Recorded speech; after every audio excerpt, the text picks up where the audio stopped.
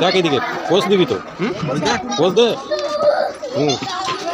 দেখ এদিকে ধর আমারটা আসছে দেখ আচ্ছা পোজ দাও ভাই রেকর্ডিং চালু করেছো চালু আছে রেকর্ডিং হচ্ছে কি বুঝে যায়নি এই তো এদিকে দেখো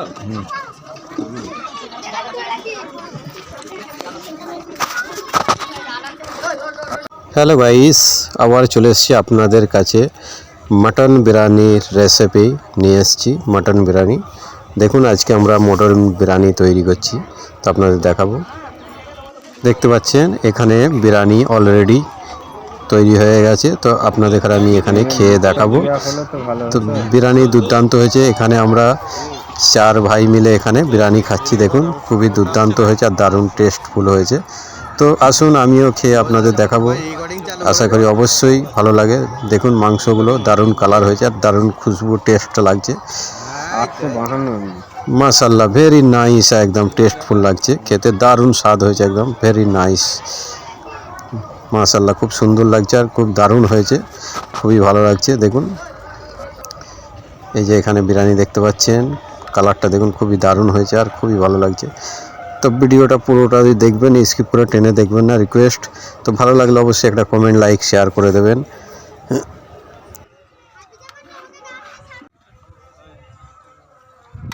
বন্ধুরা তো কেমন লাগলো বিরিয়ানিটা মটন বিরিয়ানি অবশ্যই কমেন্টে জানাবেন কেমন লাগলো আর পুরো ভিডিওটা দেখবেন তো কিভাবে আমরা আজকে বিরিয়ানিটা বানাচ্ছি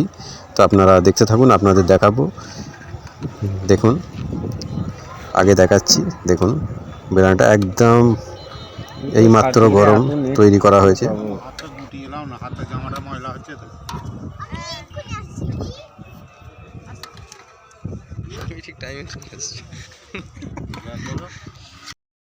বিরিয়ানিটা দেখছেন খুব সুন্দর করে এটা সাজিয়ে দমে দেওয়া হয়েছে তো এইভাবে করে আপনারাও দমে দিয়ে নেবেন দেখছেন এখানে অলরেডি এক হাঁড়ি দমে দেওয়া হয়ে গেছে দেখছেন তো এখানে আমি দমে দিয়ে নিচ্ছি তো দেখতে থাকুন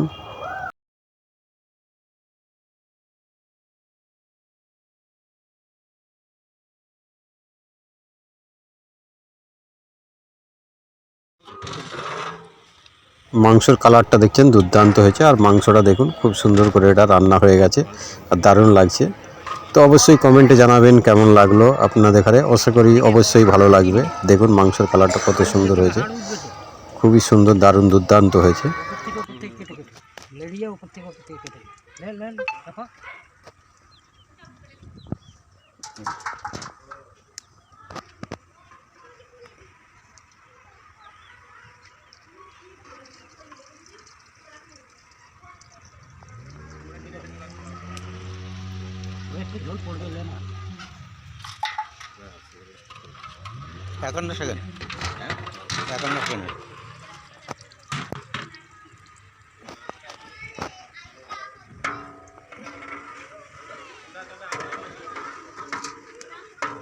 হ্যালো গাইস আবার চলে এসেছি আপনাদের কাছে রেসিপি নিয়ে তো মটন কষা রেসিপি পুরো ভিডিওটা দেখুন স্কিপ করে টেনে দেখবেন না তো কীভাবে রান্না হচ্ছে আপনাদের দেখাবো পুরো প্রসেসটা আশা করি আপনাদের ঘরে ভালো লাগবে আসুন দেখতে থাকুন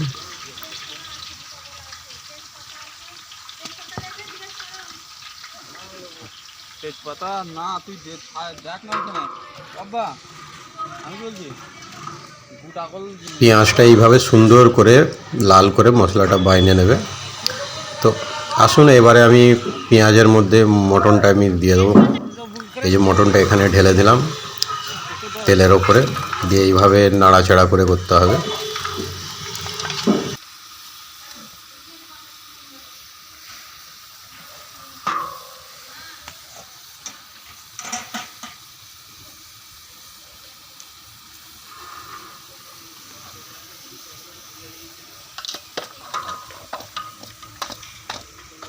পুরো মাংসগুলো এখানে ঢেলে দিলাম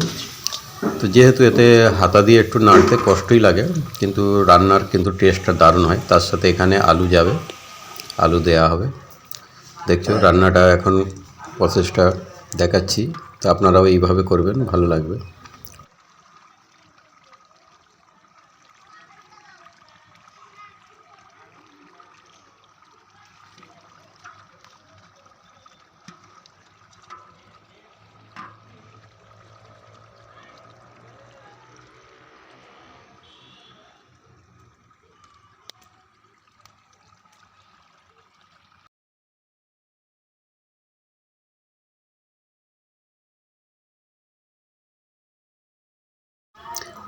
তো যেহেতু বড় হাঁড়িতে মাংসর রান্নাটা টাইম লাগে,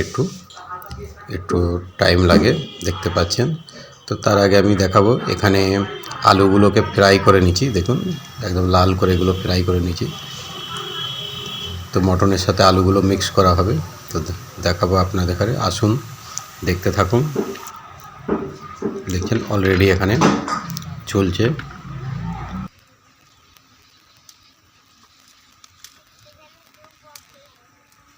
রান্না হয়ে গেছে,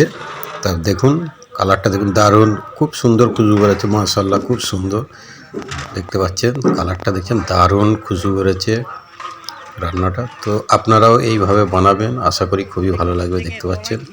খুব সুন্দর হয়েছে। আর এটাকে আমি দুটো হাঁড়িতে হাফ হাফ করে নেবো, করে নিয়ে দেখাবো, তার সাথে এটা আলু মিক্স হবে। দেখুন এখানে আমি তুলে নেবো, তুলে নিয়ে দেখাবো। দেখছেন এটাকে ডবল হাঁড়িতে করে নেবো, যেহেতু এর সাথে অলরেডি আলু মিক্স হবে, দেওয়া হবে।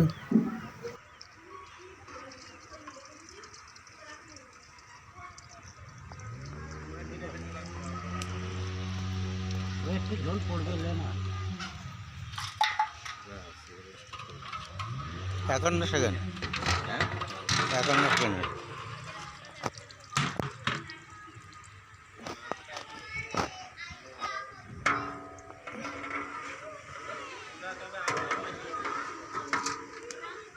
তো এবারে ওর মধ্যে আলুগুলো দিয়ে দিচ্ছি, দেখে নেন। দেখছেন আলুগুলো এখানে আমি মিক্স করে দিলাম, দুটো হাঁড়িতে হাফ হাফ করে আলু দিয়ে দিলাম।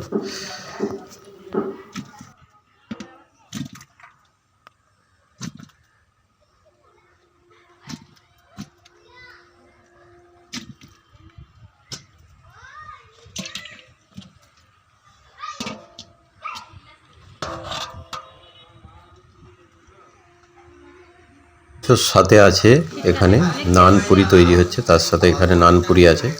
দেখতে পাচ্ছেন একদম দারুণ দুর্দান্ত নানপুরিগুলো। আপনারা তো নানপুরি বেশিরভাগ সাদা খেয়েছেন, আমরা একটু লাল, একটু খাস্তা মচমচে করে নিলাম, যেহেতু মচমচে খাস্তা খেতে ভালো লাগে। আর তার সাথে আছে সালাদ, এই যে দেখুন সালাদ, এখানে যেহেতু শসা পেঁয়াজ কাটা হচ্ছে, এই আমার ভাইয়েরা কাটছে, এখানে দেখুন এই যে কাটছে, শসা পেঁয়াজ কেটে রেডি করছে। তো ভিডিওটা ভালো লেগে থাকলে অবশ্যই একটা কমেন্ট, লাইক, শেয়ার করে দেবেন।